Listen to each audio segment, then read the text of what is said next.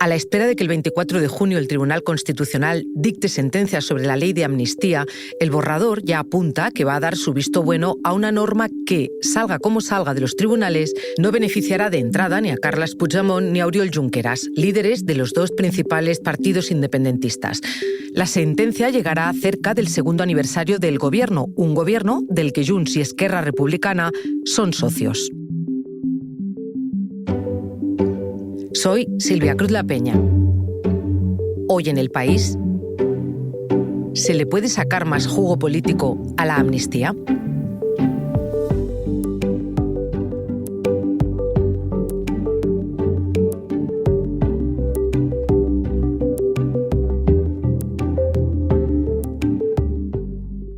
Llaman a la amnistía normalización y llaman a perder ganar. Y yo lo que digo es que no nos llamen tontos a los españoles porque no somos tontos. L'1 d'octubre no va ser un delicte, com tampoc no ho va ser la declaració d'independència, ni les protestes massives contra la repressió i la sentència del Tribunal Suprem. Hola, Miquel. Hola, Silvia. Miquel Nogué, director de la edición de Cataluña del País. Aquí escuchábamos al líder del PP Nacional, Alberto Núñez Feijóo, y al fundador de Junts y expresidente de la Generalitat, Carles Puigdemont, hablando, cada cual desde su punto de vista, de una de las leyes más polémicas de las últimas décadas, la ley de amnistía. El Tribunal Constitucional acaba de avalarla en una ponencia, pero, Miquel, dime rápidamente, para empezar, ¿es esto el fin de la polémica? Respuesta rápida, no. Se avala, todo apunta que se avala el núcleo central de la ley, pero no todo, y ahora falta que el Tribunal Supremo decida si la aplica o no. Y antes de entrar en los detalles, recuérdame, por favor, ¿qué delitos ampara la ley de amnistía y cuáles no? La ley, con carácter general, pretende cancelar todos los procedimientos judiciales y las condenas relacionadas con los eventos surgidos durante el proceso catalán. Esto incluye aquella consulta realizada el 9 de noviembre del 2014 con Artur Mas y también el referéndum que se declaró ilegal por el Tribunal Constitucional del 1 de octubre del 17 y la posterior declaración unilateral de independencia. Y todos los actos que se produjeron antes y después con vistas a aplicar los resultados de estas votaciones. Por lo tanto, se aplica a todo este periodo. Pero no cubre, digamos, delitos como la malversación vinculados a lo que podrían ser procedimientos de enriquecimiento personal de los dirigentes. Y aquí es donde está la gran polémica. Claro. Vamos a diseccionar esa respuesta también, pero me decías antes que solo era un borrador. Efectivamente, este es un borrador de sentencia, no es definitivo hasta fin de mes, pero sí que marca una dirección clara. El proyecto de sentencia concluye que la ley de amnistía no vulnera la Constitución y que el Parlamento tiene competencia para hacer esta ley, siempre que no contravenga explícitamente a la Carta Magna, y todo apunta a que no la contraviene. Vale, vamos al detalle de esa ponencia. ¿Qué es lo que avala y qué es lo que no avala el Constitucional? Pues avala casi todo. La ponencia de sentencia encuentra, eso sí, una carencia en la norma al no contemplar, en los casos amnistiables, aquellas conductas de personas que se manifestaron contra el proceso independentista, que también hubo, recordemos, manifestaciones contrarias, algunas acabaron con algunos disturbios y hay algunas pocas personas pendientes de amnistiar esto. La propuesta de fallo considera que este olvido afecta al juicio de igualdad de la ley de amnistía, o sea que se aplica a todas las partes de igual manera, lo que sí que provocaría una inconstitucionalidad por omisión corregible mediante la propia sentencia. O sea que no necesita o no es necesario, en principio, cambiar el redactado de la ley. Y por eso también estima parcialmente el recurso que presentaron el pasado 9 de septiembre 270 diputados y senadores del PP, encabezados por Núñez Feijóo. La propuesta de sentencia señala algunos motivos de inconstitucionalidad del articulado de la ley y rechaza el resto de cuestiones recurridas por el PP. Pero Básicamente son cuestiones, digamos que menores, e insisto que se avalaría el núcleo central de la ley. El recurso del PP denunció que se creaba un ámbito de inmunidad penal y que se aplica a determinadas personas, mientras que la generalidad de la ciudadanía queda sometida a los tipos penales tipificados en el Código Penal. O sea que se aplicaba una doble vara de medir. Esto es lo que argumentaba el PP. Y que esto afectaba o cuestionaba el principio de legalidad penal. Y esto es lo que no estimaría la ponencia de esta sentencia. Se entiende que no hay esta doble vara de medir. Ellos siempre argumentan que esta ley es fruto de una arbitrariedad política y que se busca una arbitrariedad jurídica. Lo que pasa aquí es que de alguna manera el Constitucional añade que las intenciones que tenga el legislador, en este caso el Congreso de los Diputados, así como su estrategia política o su último propósito, no constituyen, como es evidente, objeto del control del tribunal. No tiene por qué saber por qué hacen cada una de las cosas que hacen.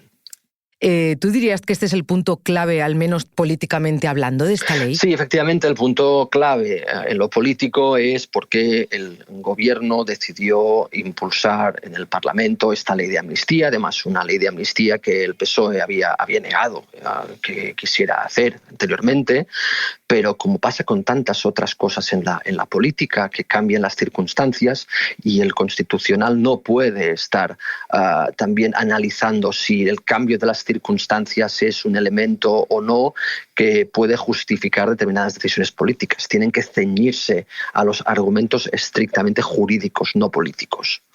En cualquier caso, ya lo hemos dicho en numerosas ocasiones y yo mismo desde esta tribuna y otros numerosos portavoces del Partido Popular, independientemente de lo que dictamine en su día cuando toque el Tribunal Constitucional, la ley de amnistía es de una inmoralidad profunda que no va a cambiar nada, ninguna decisión a favor o en contra del Tribunal Constitucional.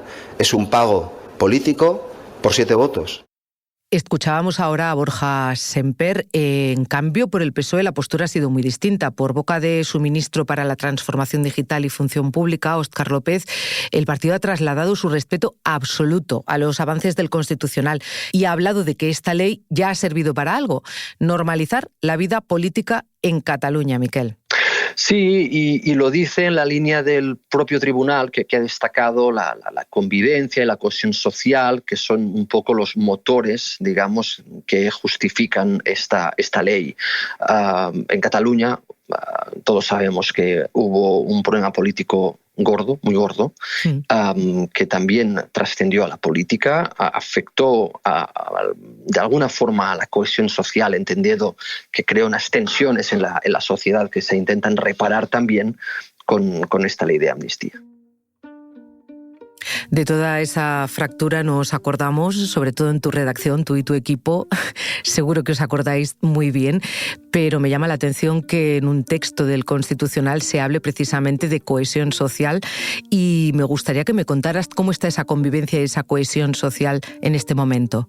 Pues esta convivencia y esta cohesión social, que en algún momento estuvieron en riesgo, porque hubo efectivamente tensiones, digamos, que pasaron de la política a las instituciones y a la calle incluso, pues esto ha cambiado muchísimo desde el año 2017. De alguna forma, todas las personas y todos los bandos han bajado muchísimo las revoluciones. Quedan cosas pendientes, efectivamente, desde el punto de vista político quedan flecos pendientes de cerrar, pero diría que en el plano social, ciudadano, pues sí que se ha avanzado muchísimo. Ahora seguimos hablando, Miquel, enseguida volvemos.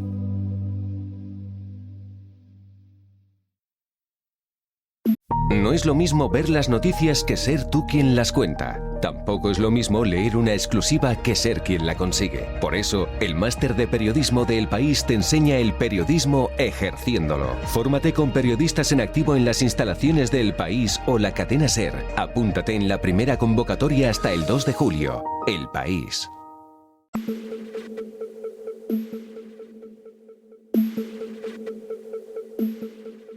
Estoy hablando con Miquel Noguer, director del País en Cataluña, hasta aquí de la ponencia del Constitucional sobre la ley de amnistía. Es verdad que tenemos que esperar al 24 de junio para conocer esa sentencia definitiva. Me estabas hablando, Miquel, antes de la pausa, de la cohesión social, de cómo ha mejorado esa convivencia en Cataluña, pero me gustaría que volviéramos a esa ley. Cuéntame, por favor, ¿quiénes se han beneficiado ya de esa amnistía? Pues, por ejemplo, Òmnium Cultural, que es la entidad que tiene un cálculo bastante ajustado y bastante estricto de todos los archivos de causas, señala que el 60% de las personas que han pedido la amnistía ya tienen su causa cerrada. Aquí estamos hablando sobre todo de manifestantes, personas que durante manifestaciones, protestas, fueron acusadas de diferentes delitos. Estamos hablando sobre todo y también en un alto número de policías y agentes del orden en general, que habían sido acusados de malos tratos, incluso de tratos denigrantes, etcétera. Y también estamos hablando de cargos intermedios de la administración catalana, que fueron los que de alguna forma fueron los fontaneros no solo del procés, sino del referéndum ilegal, y que se han ido cerrando causas, pero quedan algunas abiertas y no son pocas las que quedan. ¿Y quiénes se han quedado fuera?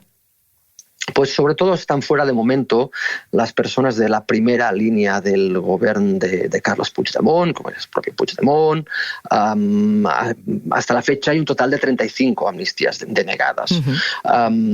Y aquí están, como decía, el propio Puigdemont, el que era su vicepresidente, que era Oriol Junqueras, varios consejeros, y en este caso, o en muchos casos, están fuera porque el Tribunal Supremo entiende que se enriquecieron, o que pudieron enriquecerse de forma ilícita al no sufragar con su propio dinero los fondos necesarios para organizar el referéndum. Que se lo hicieran o si lo hubieran hecho, pues ahora serían, digamos, tendrían menos dinero del que tienen. Aquí está la gran polémica.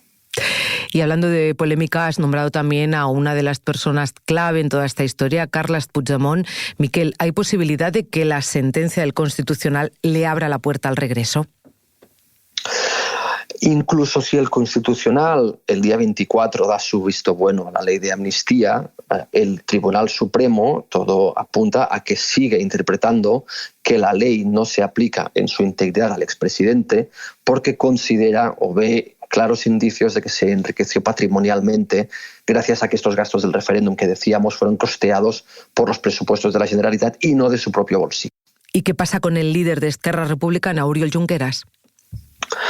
Pues a efectos políticos pasa un poco lo mismo. Oriol Junqueras fue beneficiario de un indulto que le permitió salir de la cárcel, pero sigue teniendo una sentencia en la que está acusado y está inhabilitado, concretamente hasta el año 2031, y por lo tanto no puede presentarse a unas elecciones, por ejemplo, pese a ser líder de Esquerra Republicana y estar libre y estar en Barcelona, no puede presentarse a unas elecciones al menos hasta 2031. Yeah. Y aquí tiene el gran conflicto. Él quiere ser candidato en las próximas elecciones que se celebren en Cataluña, que tocarían, si no se avanzan, en 2028. ¿Y qué opciones les quedan a los dos entonces? Pues el debate jurídico seguirá siendo largo y tortuoso. Ellos quieren apurar los procesos legales en España del Tribunal Supremo para después acudir a la justicia europea y que sea la justicia europea la que de alguna forma corrija al Tribunal Supremo y les permita a que se les aplique la ley de amnistía y en el caso de Puigdemont poder regresar a Cataluña, hacer vida política en Cataluña y en el caso de Junqueras, por ejemplo, poderse presentar a las elecciones. Miquel, antes hablábamos de cohesión social, de convivencia. ¿Cómo crees que dificulta eso, el hecho de que los dos líderes independentistas más importantes queden fuera de esa ley de amnistía? Pues la dificulta porque impide que el relato, digamos, de que en Cataluña se ha instalado la normalidad social y política sea completo. Efectivamente, el hecho de que Carles Puigdemont no esté haciendo política institucional dentro de Cataluña es una anomalía porque no deja de ser el jefe de la oposición en el Parlamento de Cataluña. Claro. Y en el caso de Junqueras, lo que decíamos, es presidente de Esquerra Republicana, recientemente ratificado además, y no puede presentarse a unas elecciones. Y además es un partido, el suyo, que está siendo también clave para la gobernabilidad en Cataluña y en el resto de España. Has mencionado la gobernabilidad y quería preguntarte precisamente, Miquel, por ¿Cómo de estratégica es esta sentencia que va a llegar el día 24? Para el PSOE, cualquier cosa que no implique la aplicación completa de la ley de amnistía no deja de ser un problema, porque recordemos que Pedro Sánchez consiguió su investidura en 2023 gracias a ese acuerdo con Junts, también con Esquerra, para aprobar esta ley de amnistía, y en cuanto no se les está aplicando a los líderes de estos partidos, pues esto es un problema. Aquí la duda, la gran incógnita, es hasta qué punto estos partidos van a perder o no la paciencia y cómo impactaría eso en términos de apoyos parlamentarios. Si de alguna forma dejarían de apoyar cualquier medida que pueda presentar el gobierno, empezando, por ejemplo, por los presupuestos del 2026. Casi me acabas de dar la respuesta a la última pregunta, Miquel, pero te la tengo que hacer, te la hago casi siempre que hablamos. La pregunta del millón: ¿cómo está el ambiente en Junts? Y no sé si te atreves a decirme o a vaticinar qué es lo que va a hacer respecto a la gobernabilidad. El ambiente en Junts siempre es complicado por las razones que hemos contado, el simple hecho de que su líder no pueda pisar España. Esto es una complicación añadida, pero sobre todo Junts está ahora en un proceso de reflexión interna sobre qué motivaciones y qué ventajas tiene seguir dándole aire al gobierno. Las últimas semanas hemos asistido a ese debate y a ese intento para que la Unión Europea reconozca la oficialidad del catalán, el vasco y el gallego como lenguas oficiales. Esto de momento no ha salido y eso es clave, es capital para Junts per Catalunya, porque de alguna forma sus dirigentes consideran que quienes votaron a Junts per Catalunya lo hicieron bajo promesa de que no se apoyaría al PSOE, y se ha acabado apoyando a la investidura de un dirigente del PSOE. Entonces, lo que necesitan ahora es poder ofrecer a sus votantes un éxito político, y en el caso del catalán esto sería una cuestión capital para ellos, que se vea que ha servido de algo ese apoyo a la investidura de Pedro Sánchez. Gracias, Miquel. Hasta la próxima. Gracias a ti. Este episodio lo ha realizado Belén Remacha. El diseño de sonido es de Nacho Taboada. La edición de Ana Rivera. Yo soy Silvia Cruz La Peña y he dirigido este episodio de Hoy en el País. Gracias por escuchar.